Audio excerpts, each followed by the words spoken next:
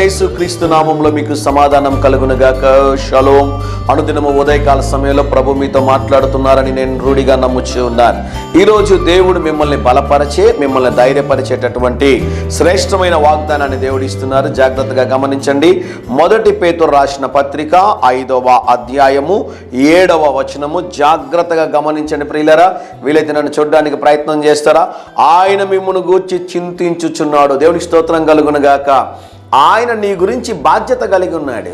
ఆయన నీ గురించి ఆలోచన చేస్తున్నాడు.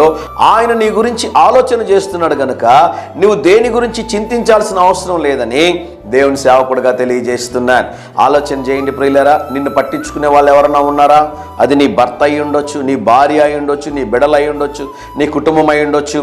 కొంతవరకు బాధ్యత కలిగి ఉంటారండి. మళ్ళీ ఏమంటారు చెప్పండి? ఎందుకు విసిగిస్తున్నారు అంటారు కదా. వారి ప్రేమ కొంతకాలానికి తగ్గిపోతూ ఉంటుంది. పట్టించుకున్నట్లు కొంతమంది నటిస్తూ ఉంటారు బిడ్డలు. మీరు గమనించారండి?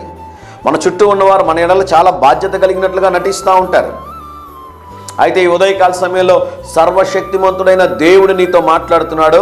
నిన్ను ఎవరు పట్టించుకున్నా పట్టించుకోకపోయినా నీ ఎడల నేను బాధ్యత కలిగి నీ గురించి నేను చింతిస్తూ ఉన్నాను. ఎంత గొప్ప దేవుడు అండి! ఉదయకాల సమయంలో నీ గురించి బాధ్యత కలిగినటువంటి దేవుడు, నీ గురించి ఆలోచన చేసేటటువంటి దేవుడు. చదువుతాను చూడండి. ఆయన మిమ్మల్ని గురించి చింతించుచున్నాడు గనుక మీ చింత యావత్తు ఆయన మీద వేయుడి. దేని గురించి చింతిస్తూ ఉన్నారు? ఏ సమస్యలు ఉన్నాయి, ఏ ఇబ్బందులు ఉన్నాయి, ఏ అవసరతలు ఉన్నాయి, ఏ కష్టములు ఉన్నాయి, అన్నీ ఆయన పాద సన్నిధిలో ఉంచండి. మీరు చింతించాల్సిన అవసరం లేదు. మా బాబు ఉన్నాడు, మా కొడుకు ఏమైనా అవసరం అనుకోండి, నాకు చెప్పేసి గమ్మునుంటాడు, ఆడుకుంటా. కారణం ఏంటి? వాడు వెళ్ళి కష్టపడి పనిచేసి వాటిని సంపాదించుకోవాలని అవసరం లేదు. వాడి తండ్రి ఉన్నాడు కనుక వాడు చేసే కార్యం ఏంటి అంటే, డాడీ నాకు ఇది కావాలని చెప్పేసి గమ్మునైపోతాడు.